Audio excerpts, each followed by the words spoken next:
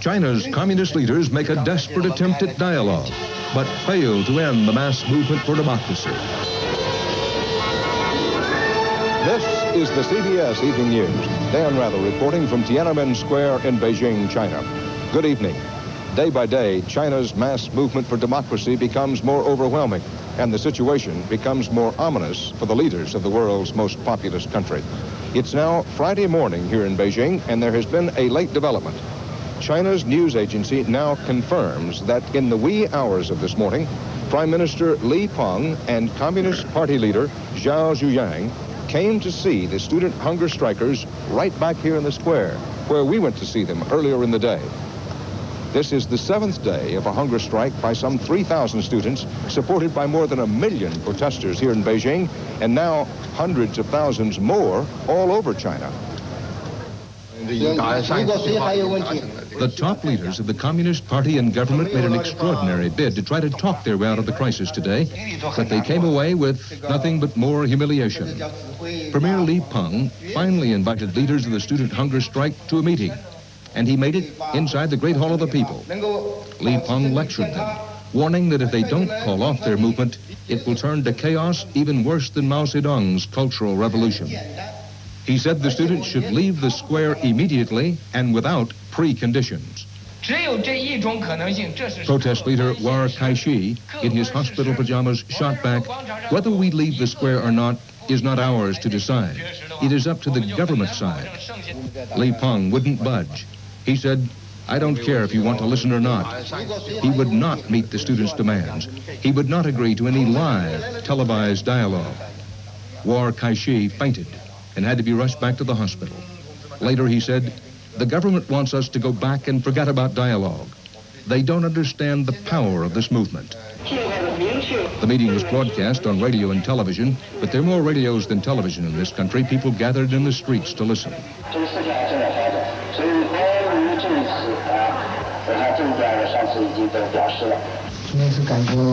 Earlier, Li Peng and 3 other leaders of the party's Central Committee, all except 84-year-old Deng Xiaoping himself, went to the hospital where some of the hunger strikers are being kept alive.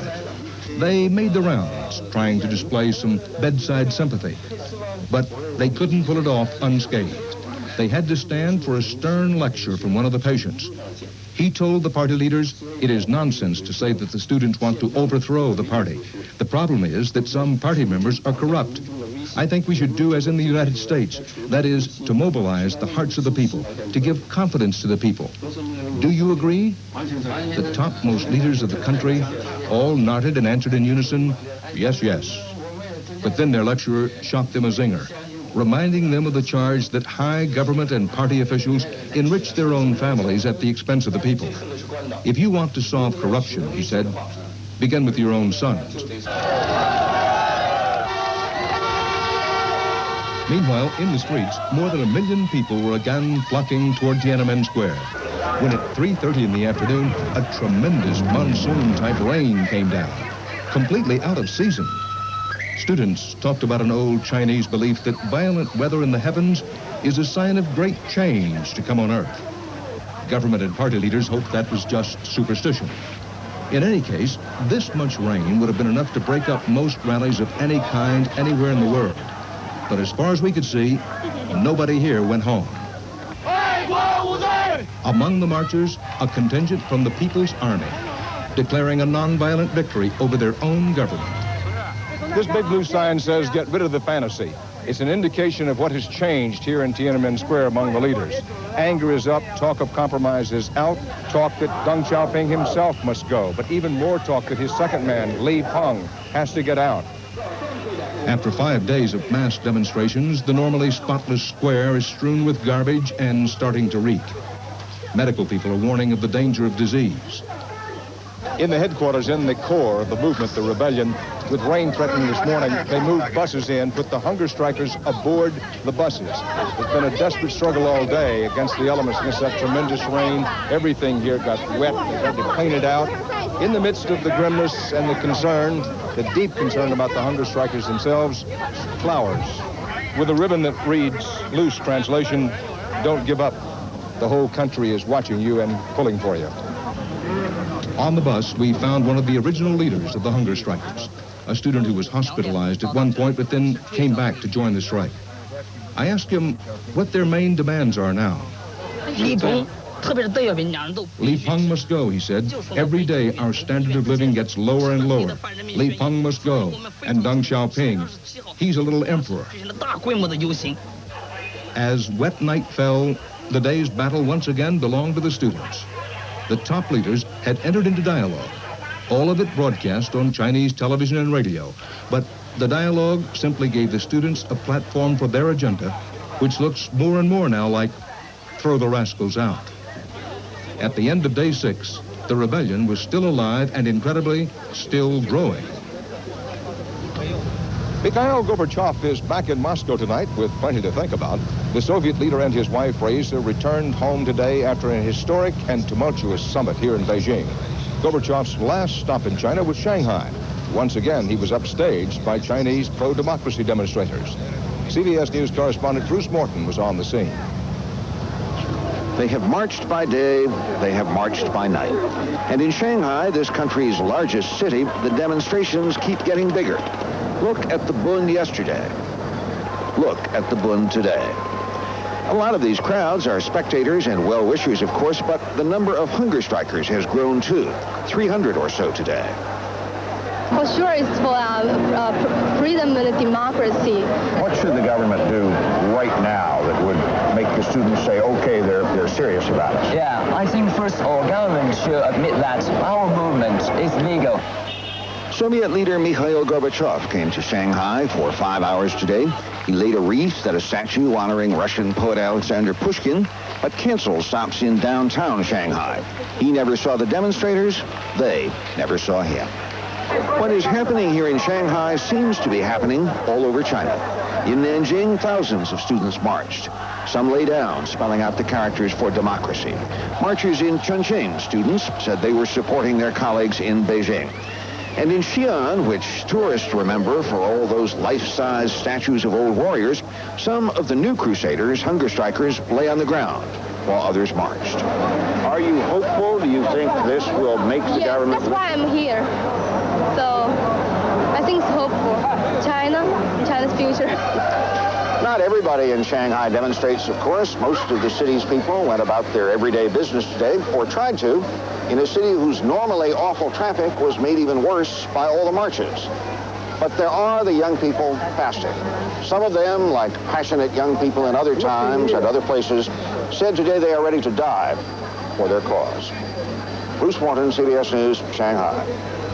I'll be back in a moment with the other news of the day, and then we continue our special series of reports on two communist giants amid a revolution in the communist world. Gorbachev, China, and the new face of communism.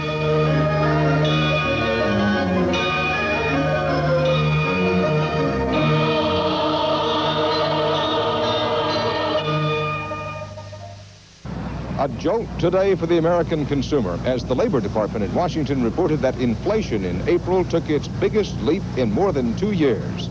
Business correspondent Wright has the consumer prices figures and the story behind them. The big shock came at the pump, an all-time record. Gasoline prices up 11.4% last month.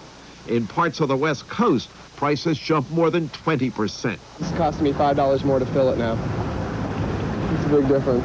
Powered by those increases, the cost of living last month rose 0.7%, sharply higher than in the 2 previous months. Inflation this year is running at 6.6%. Economists, though, see one bright note. Economists look at the core rate of inflation, which is inflation excluding food and energy, and the core rate of inflation in April was a lot better than it was in March. Gasoline's up because of Valdez and other interruptions to the oil supply line. Still, higher oil prices hit many consumer items, like clothes and pharmaceuticals. And for businesses in Washington and some other cities, a higher consumer price index can mean $1,500 a year more in commercial rents, a cost that inevitably gets passed on to the consumer. Economists expect gasoline prices to keep rising for another month or two, though not as sharply. But after that, they believe that energy prices and the cost of living will start to level off. Ray Brady, CBS News, New York. The U.S. Congress gave final approval tonight to the $1.1 trillion U.S. federal budget. Even supporters admit that it's chock full of accounting tricks to make it appear something is being done about the huge deficit without raising taxes. Possible new troubles tonight for House Speaker Jim Wright and his campaign to fight back against attacks on his ethics. Correspondent Deborah Potter reports those problems now include the opening of a preliminary criminal investigation into Speaker Wright's taxes by the Internal Revenue Service. Under increasing pressure from within his own party to step down, House Speaker Wright is finally getting a public hearing. Next week, his lawyers will appear before a televised session of the Ethics Committee, asking the panel to drop the major charges against him. We welcome the opportunity for our case, and we believe it is very, very strong to be heard before the full public view. But there was also bad news for Wright today. Sources say the IRS has begun looking into his business dealings with Texas developer George Malik. And next week's hearing could be critical to Wright's chances of surviving as Speaker. Already, some of his strongest Democratic supporters are meeting privately and saying that it's time for him to go. I think those that are talking about resignation, it's a very small minority. But some are mentioning it, and that has to be taken into account. Many Democrats have now joined the Republicans in complaining that the House is bogged down because of the Wright investigation. But party leaders insist it's not so. We are proceeding with the Speaker's involvement, the Speaker's leadership. There is no either absence of his presence, nor there is any slowdown. We are moving on schedule. But time may be running out for Wright.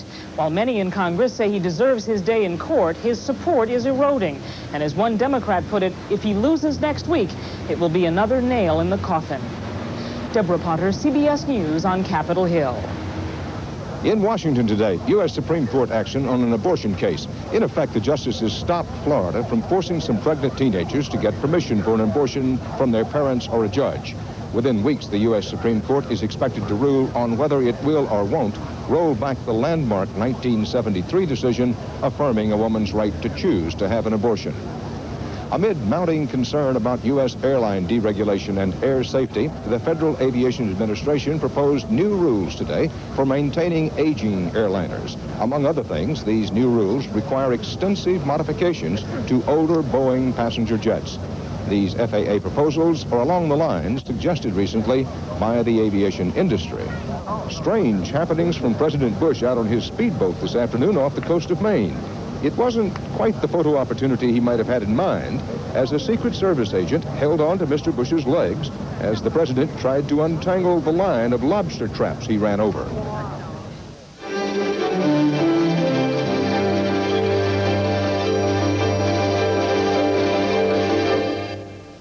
The enormous turmoil we're seeing in the streets and in this square today didn't just happen. This is the expression, the explosion of desires and conflicts that have been building up in Chinese society. It's deeper than economics or politics. As Bob Simon reports, it's about people wanting to be free. Get them together, keep them in line, and they'll sing the same old patriotic songs. And what do they want to be when they grow up, these young pioneers? Party leaders? Planners? Cadres? I want to be an artist. I want to be a writer. I want to be a VIP man. What's emerging all over China is the self. After almost half a century's hibernation, there is an awakening of color. The spectrum is expanding, skirt length contracting. After 40 years of unisex uniforms, you can tell the boys and the girls apart now. Fashion has become an act of self-assertion and definition. Makeup is making money in the department stores, some of the only places in China where red is still in. There is a craze for cosmetics. Girls are even putting, putting the color on their eyelids, which nobody would put on before. Unimaginable 10 years ago. And that's not all women are doing with their eyes. There's been a surge toward cosmetic surgery, from the red star to the round eye. In Dr. Wang's mirror, college student Zhao Li Min sees the old China. In her dreams, she sees Hollywood. After 20 minutes on the table and a local anesthetic, Miss Min says she is a satisfied customer. This kind of thing would have been unthinkable a few years ago. People want to look better and have a better time. That's the new cultural revolution, entertainment, having fun. Old values are being turned upside down. Take artist Jin Shang-yi. His old portraits are languishing in the basements of minor museums. His new subjects don't wear Mao outfits, or anything else for that matter. Nudity is the newest rage in China, sanctioned as long as it serves a higher purpose, like art or instruction. These magazines teach photography or health. Bodybuilding, China's new fitness fetish, draws more spectators these days than any other sport. Sublimation stops abruptly on park benches in cities where until very recently, holding hands in public was taboo. So, Big Brother's gone home, everything's permitted, not so fast, as movie director Zhou Jiawen just discovered. Newest film, Obsession, is fast and slick and opens and closes with erotic sequences in a woman's bathhouse. Lyrical, dreamlike, and... They said, I must cut it out. What will you do? I have to do. The Chinese have learned control and patience. This may be a revolutionary society, but these are not rebellious people. Even these days, when people express themselves in new and foreign ways, they tend to do it in groups.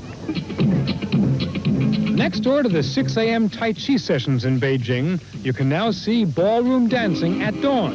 And not teenagers, the old guard is learning new steps, but learning them together. Only the very boldest are stepping ever so tentatively out of line. When Ma Gong pours paint on his canvas and says he's expressing his inner feelings, he's going against more than socialist realism. He is separating himself from the collective, from the greater being, which is China. That's what's new here, and perhaps irreversible. They're in the race now. They have joined the world. The doors to China are not closed anymore. The Great Wall has an opening. In this long march from Confucius to confusion, from the Middle Kingdom to the suburbs, the Chinese are making the mind-boggling discovery that despite everything they've been told, underneath it all, they're just like everyone else. Bob Simon, CBS News, Beijing.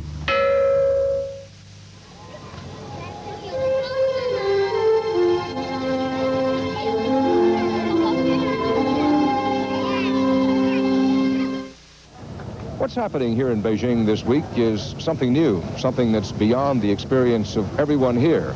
Protesters, government officials, party authorities, journalists, police, and even people just standing on the corner watching it all go by. That's what Charles Kurok did today.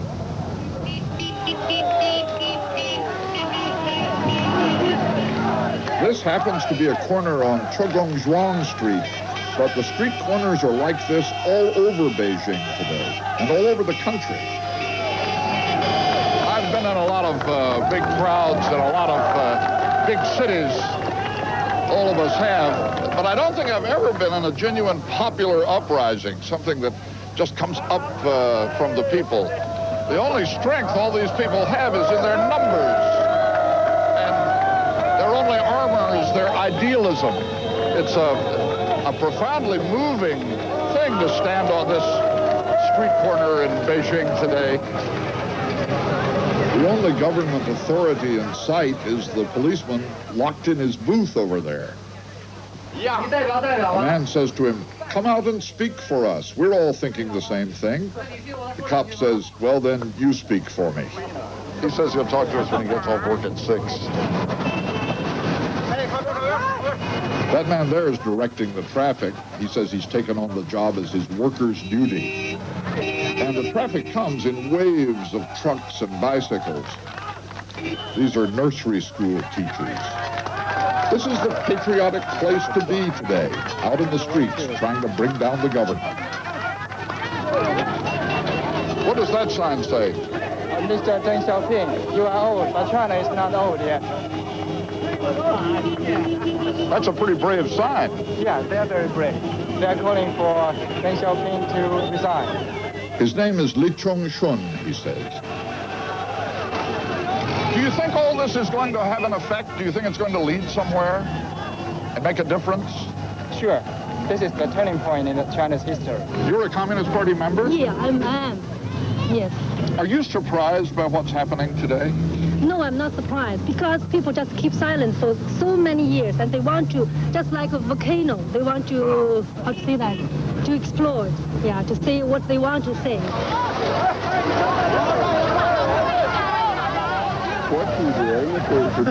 He says, I'm illiterate. I can't even read the signs. I just came out to see what's going on. Did you ever think you'd see anything like this in China? I never saw anything like it, he says. It's very nice. And so you like what you're seeing, huh? How, he says. Yes. A thunderstorm washed over the city in the late afternoon, and the crowd ran for cover. For a few minutes there, our street corner was nearly empty, and I thought, well, it's over. But there appeared in the rain more wheels, and more bodies, and more banners. On this corner, on this day, it's hard to imagine it ever being over. And that's tonight's CBS Evening News from China. Join us this evening for a special edition of the CBS News broadcast 48 Hours. Tonight, China Rebellion. That's coming up here soon at 8, 7 Central Time. Dan Rather in Beijing. See you then.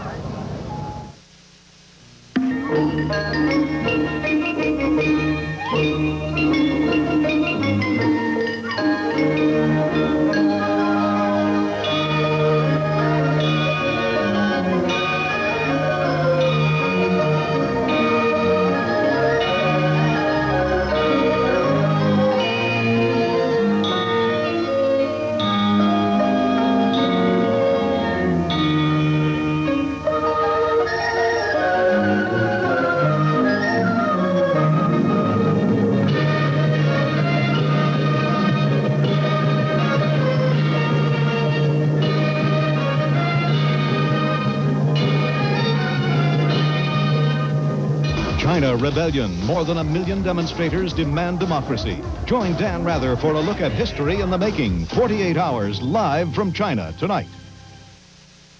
This is CBS.